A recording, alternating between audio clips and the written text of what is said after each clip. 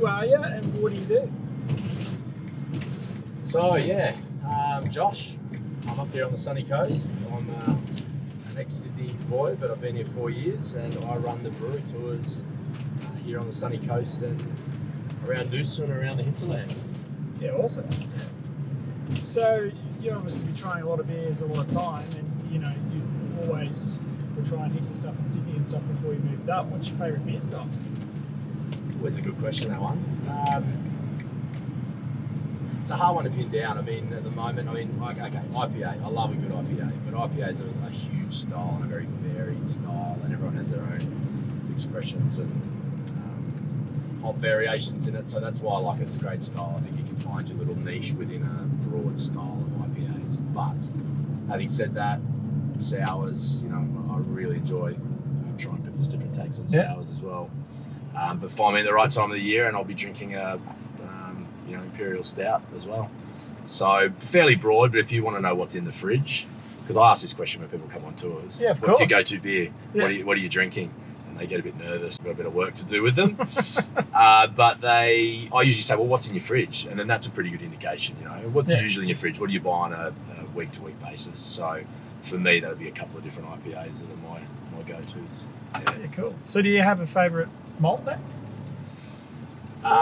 Not really. I mean, I've done a little bit of home brewing, but not really. I mean, we talk about malt on the tour. We talk about the origin of where that grain's come from, and I think that's important for people to know about where their beers originated from and the story behind it, which I think is really interesting. It's a lot like the food story. But as far as me having a favourite malt, I think when you start talking about specialty malts, I think they're the really interesting component to beer. You talk about malts providing the sugar, which is turned to alcohol, but the specialty malts and the variations of them are pretty cool. We get people to chew on grains, and they'll try a base malt, and then they'll try a crystal malt. And a crystal malt's a snack within itself. Like, it's a really tasty malt. So probably something in that specialty malt region. And what about favourite hop, being a hophead, hopping the IPAs? Yeah. I mean, the big American hops have always been that way, but then I've found something like a Mosaic is a really cool hop that I've enjoyed in lots of different beers, and I've even brewed with it at home. My first crack at an IPA, but big American hops, and that's why I like Moffat Beach here on the sunny coast. Matty's a big hophead too, so I love sampling his beers. We were just in there before. Yeah, you were down there today. So he's very hop forward with his beers, and I love the kind of hops that he puts in there that are really punchy. And there's a big resinous tone to them as well, but they're really well balanced. So the bigger the better. Do you have a favourite yeast then, or yeast? Well, that's a good question. Again, not being an avid brewer, it's probably a little bit hard. I know some of the basic yeasts that people use, but probably one of the more interesting yeasts, I think, is the Saison type of yeast, because it's just so different from the other yeast styles, and the flavour profile you get from that when you drink a Saison is often a lot to do with the yeast. And when we take people on tours that have never tried a Saison, we talk about the yeast, because the yeast is a really strong characteristic in it. How do they find Saisons? Because you've got those more people that are used to very simple lagers, very clean lagers. Quite out there. It's funny, I always think it will be, and then surprisingly some of those mainstream lager type drinkers who are ready to explore will say, oh, it's quite dry. There's a different taste there, but I quite like it because it's quite dry. So I think it's a bit of a surprising style of beer, and I think it's one that Australia is still waking up to, and Queensland is even further unbeknownst to the Saison style. So I like introducing people to it, especially more of an original style that maybe hasn't been cut with fruit or dry hop too much, because they really get an understanding of the style. So there's some great brewers on the coast here making different styles of Saisons, so they usually get to try a more traditional style, and then something maybe with a bit of raspberry or something in it too. So I think it's a style surprisingly people like. What do you think the biggest need in the industry is right now? A lot more support, and a lot more financial support. We get together on every couple of months up here with all the brewers, and we often talk about what that real need is. And for them, it's a bit more support on lots of different levels. it's a manufacturing industry which is showing incredible growth when a lot of manufacturing industry is on the decline. So I think there should be more financial support and government assistance with that. I think it has happened so quickly in lots of areas, especially in Queensland, that the government's just sort of playing catch up. And I think until we keep reinforcing that message of how many jobs it's creating and the amazing thing it's doing within local communities and creating jobs, and I just don't think they're going to come to the party until they've heard a bit more. So I mean, what a lot of the brewers have been saying as well is education of the consumer. So what you're doing is massively educating a lot of the consumer base around here, for sure. Yeah. Getting them, exposing them to difference of craft beer, different flavours of beer. And so how did you get into the brewing industry? Well, I really wasn't in the brewing industry until I came to the Sunshine Coast. I was always interested in beer and travelled and went on brewery tours and tried the local brew over the last sort of 20 years. But I moved up here and there was an opportunity to start my own business, which was a tour business. And then pretty quickly, a whole lot of breweries opened up. So it was a whole lot of timing, I should say. It was a little bit lucky. But there was an opportunity to do what I love and take people to experience the Sunshine Coast, but experience beer. And I really enjoy hosting people and giving them that experience. And the brewers have great stories to tell. So sure, after a couple of months of running a tour business, I'd started a brewery tour business. And that was 3 and a bit years ago. And we've gone from 1 to 15 breweries in 3.5 years. That's amazing. Yeah. What do you think the market is? Like, would you break down the market in terms of styles of beers here for this kind of area of the Sunshine Coast? Because I found it very different travelling around this moment, depending on even from town to town. You invite me on the next roadshow. You think it's like, is it more lagers up here? I mean, I'm interested about the sours you were saying and the saisons. That's really good because I think that's a hard style in some of these new emerging areas for sure. Yeah. I mean, saying more lagers is probably not the right way to describe it. I mean, we're in a really hot climate up here, so lighter style and lighter body beers consume more. In the craft brewing space, I know everyone's now got a lager on tap and you sort of need to.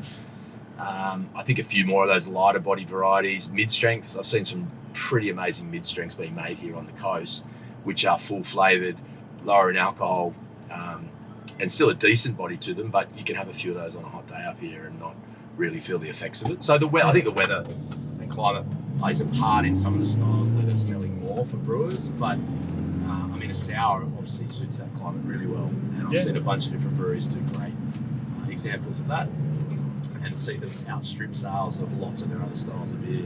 And I think it appeals to a much bigger demographic than a sour style of beer. But we have seen lots of lagers and pales do pretty well. And like I said before, I think the saison style actually suits this climate really well. But we're pretty much covered across the board. The darker beers will get a fairly decent run in those couple of weeks we call winter. But usually the brewers will keep a darker or a stout on board. But I've noticed a few more of them have done dark lagers or a really lighter bodied dark beer, which I think again is something the Aussie market's not used to. Yeah.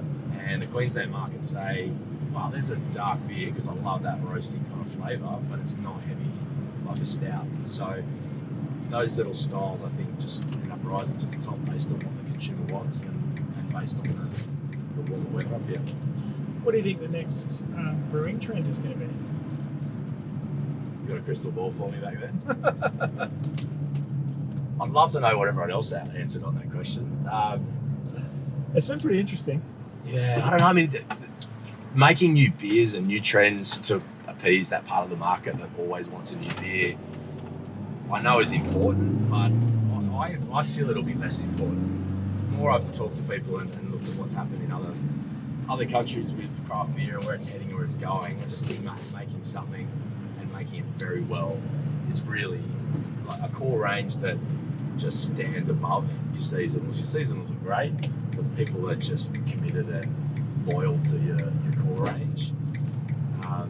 There'll always be a percentage of the market that is looking for something new, and to be honest, I'm a little bit like that as well. I walk into a bar and look for something new I haven't tried, but I also have my staples that I go back to. So I know that didn't really answer your question, but I got no idea what style will be next. Who knows? I just thought it'd be interesting, with your direct interaction with all of the different breweries and then taking people around to all those different breweries, whether there's something that they say, whether there's a beer that sticks out that they would like, or whether there's something that they kind of request that they would like to see.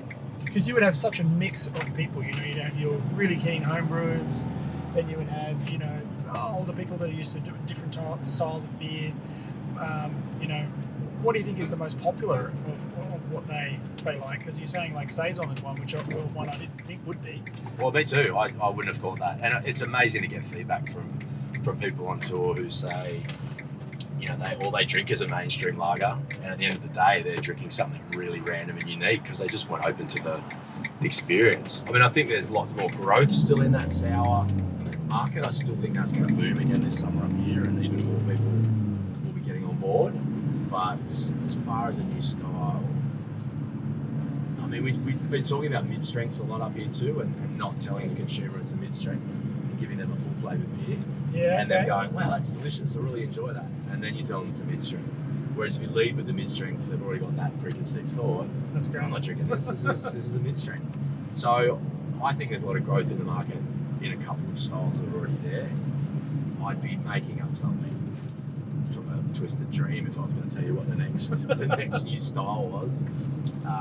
But it's fun. I still think there's lots of growth in styles, and local guys here using local ingredients and local produce. I mean, I'd love to see, ingredients sourced locally.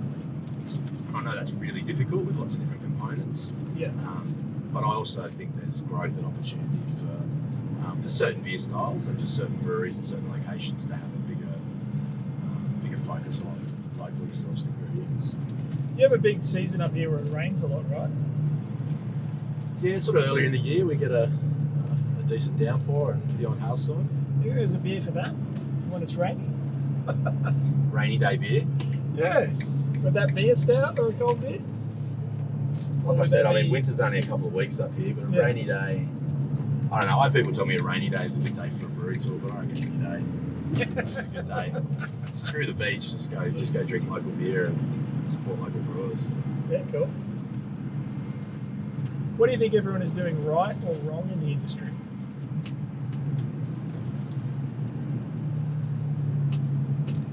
That's a good question. And very broad. I mean, I'll put that locally. I think everyone is looking to create their own. Well, I'm not going to say everybody. It's hard to put everyone in the same basket for everything good and everything bad. But most people are trying to carve out something unique and something individual about what they do in their venue. So I love going to a brewery and having a great experience because it's something different in what they do. And it reflects the brewer's style, and it reflects their character and how they set their venue up and their food offerings and whatever else they do. So I enjoy a brewery experience, and I think most people are doing that well. Not everyone is, obviously. And what are they doing not so well?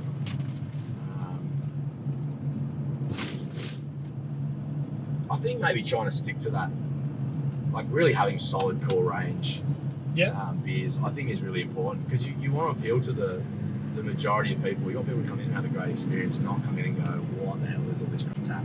Unless you're a fan of Moondog like me, where you want to go in and drink lots of great. There's a little space for that type of brewery in the market, but the core range is going to be your income to do all the crazy stuff. That's kind of how only if you do it well. Yeah. Okay. Yeah. I know. There's some breweries where you're quite sure what I'm going to get with their core range, or it's not no one talks about it. It's not sold, and it's not considered a quality part of their range, which I think is sort of backflipped a little bit. I don't think the unique beers every few weeks is sustainable forever, except for a very small niche of the market who do it and do it well. So I just think they need to do that well and provide a great experience. That's the key. Cool, man. That's all I got, I think. Cheers.